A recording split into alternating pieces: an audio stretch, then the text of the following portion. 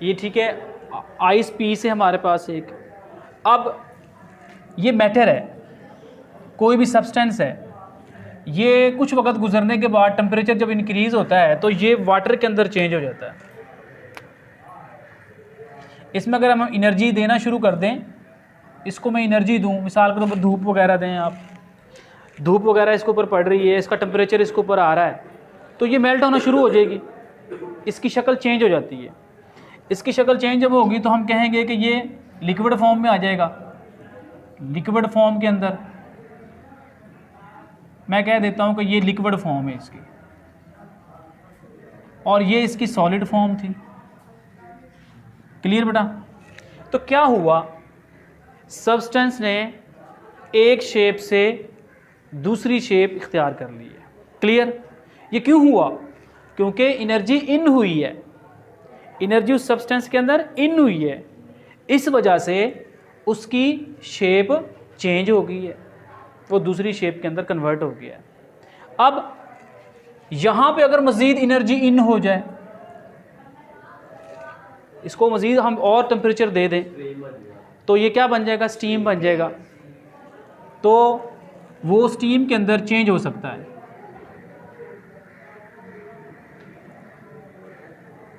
अब हम कहेंगे कि ये स्टीम बन चुका है।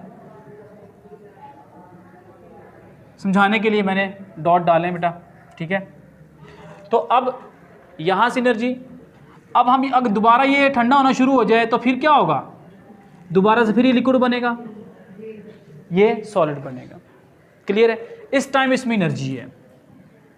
देखें, गौर करें, थोड़ी एनर्जी हुई, मेल्ट हुआ, लिक्विड की फॉर्म में आ गया, और एनर्जी मिली तो वो स्टीम बन गया। क्लियर है?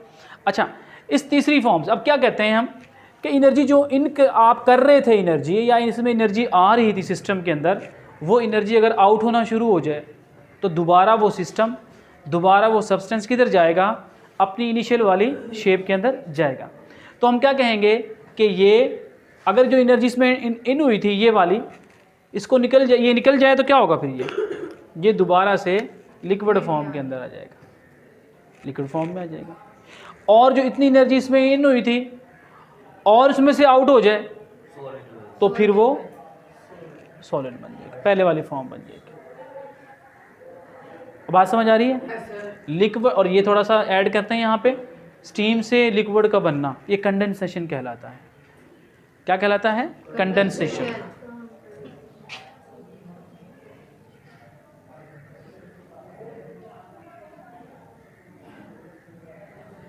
कंडेंसेशन कहलाता है जी।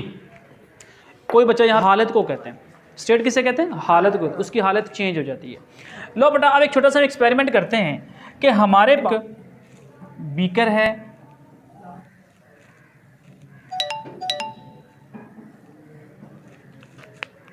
जी, इसको क्या कर दिया? बर्नर पर रख दिया है, और इसके अंदर आइस के पीस इसमें डाल दिए हैं। क्लियर है?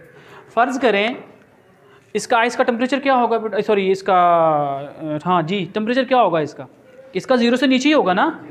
-10 होगा, -20 होगा, -30 होगा, 25, जितना भी होगा, 0 से नीचे इसका टेम्परेचर होगा। ये बिल्कुल फ्रीज़ है, -30 है, सॉरी -30 डिग्री सेंटीग्रेड सेल्सियस में।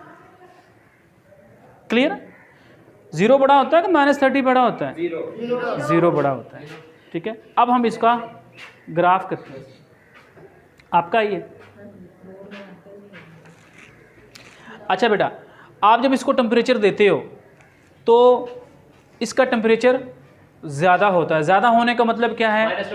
-30 से 29 होगा, -25 होगा, -20 होगा, ये ज़्यादा हो रहा है।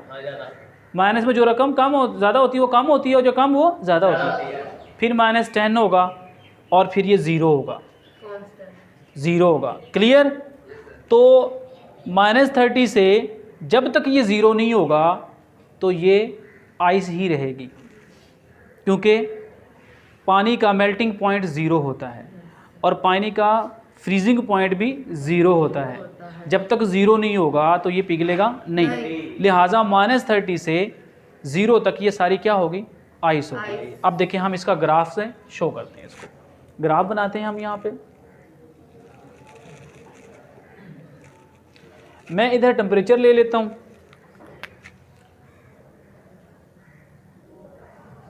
ये मैंने टेम्परेचर इस साइड पे ले लिया, ठीक है। इधर मैं टाइम लेता हूँ और हम इसका ग्राफ ड्रॉ करते हैं, ओके। इधर मैंने टाइम ले लिया, क्लियर। तो इसको क्योंकि ये 0 यहाँ से स्टार्ट होगा, मैं क्या करता हूँ फिर थोड़ा सा नीचे इसको लेके आते हैं और ये देखो मैं कहता हूँ यहाँ पे -30 था, यहाँ -20 था, यहाँ फिर 0, ये 0 था, क्लियर जी। -10 ना लिखें कोई मसला नहीं बेटा, मैं -20 को भी ना लिखूँ कोई मसला नहीं। हमारे पॉइंट डिस्कस करना हमारा मकसद नहीं है, हमें -30 से कहाँ पे जाना है, 0 पे जाना है। तो बेटा देखें ये हमारे पास टाइम चल रहा है, टाइम इधर चल रहा है, तो यहाँ से -30 जब आप इसको हीट देते हो, -30 से 0 टेम्परेचर होता है, तो टाइम उसमें एक टाइम लगा है, वो मैं कहता हूँ उसको T1 टाइम है।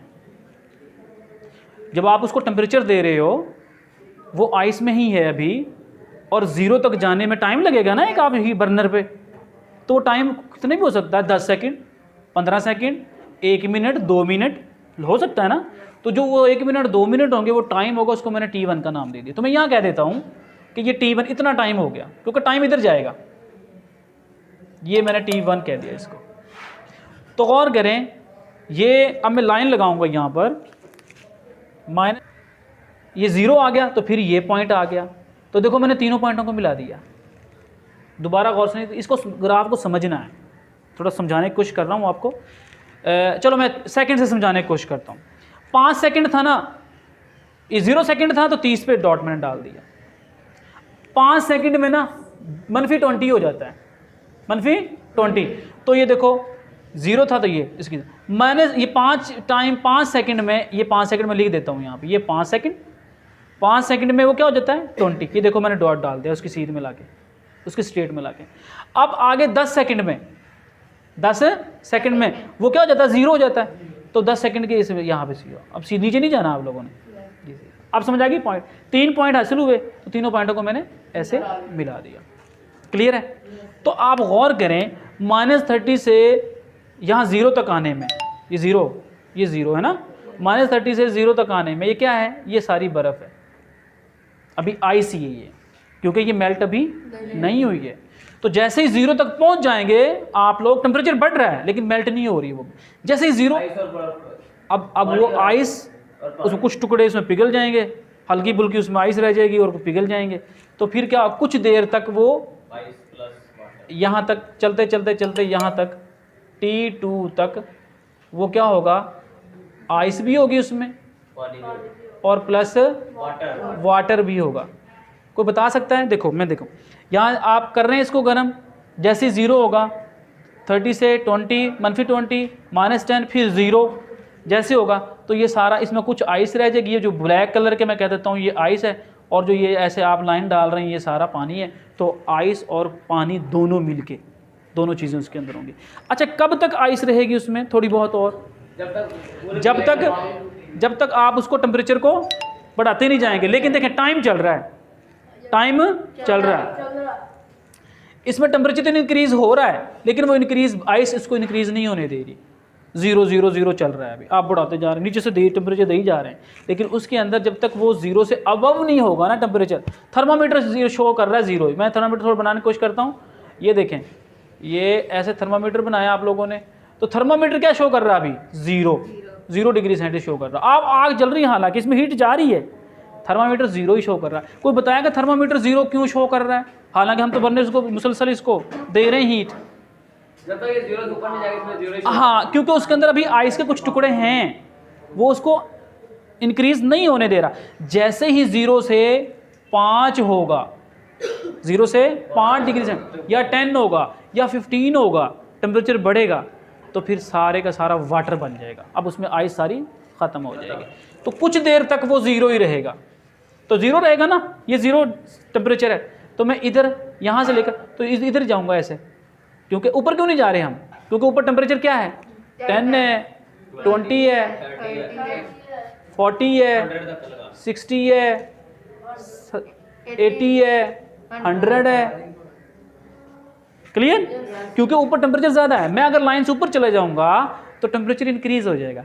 तो वहाँ पे थर्मामीटर शो कर रहा है 0, तो लिहाजा हम नहीं जाएंगे इसमें। हमने थर्मामीटर को देखना है, हमने थर्मामीटर, तो थर्मामीटर को देखते जाएं।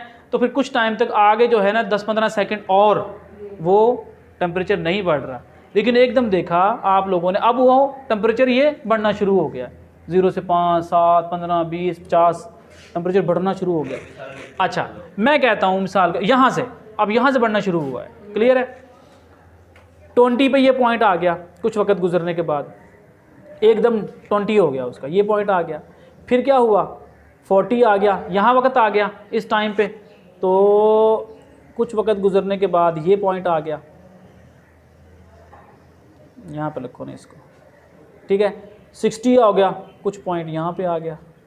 देखो यहाँ टाइम चल रहा है, अगर मैं यहाँ खींचूँ, ये देखो टाइम ज़्यादा हो गया। कुछ वक्त गुजरने के बाद और टाइम ज़्यादा हो गया, कुछ वक्त गुजरने के बाद और टाइम ज़्यादा हो गया। क्लियर? और उसमें वाटर में कन्वर्ट होता जा रहा है। ये 80 हो गया। क्लियर?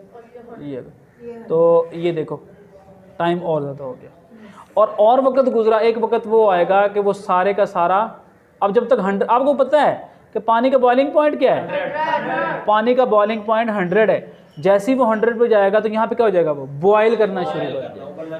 तो मैं कहूँगा कि इस पॉइंट पर क्या हो जाएगा, वो बॉयल करना शुरू हो जाएगा। ये बॉयल हो जाएगा यहाँ पे जाके, क्यों? जैसे 100 पे पहुँचेगा। अब तो मैं अगर पॉइंट को मिलाऊँ, इन पॉइंटों को अगर मिलाऊँ तो ऐसे पॉइंट हासिल होंगे हमें। थोड़ा सा ऐसे कर देते हैं इनको। क्लियर? देखो सीधी लाइन हासिल होगी इनमें, स्ट्रेट।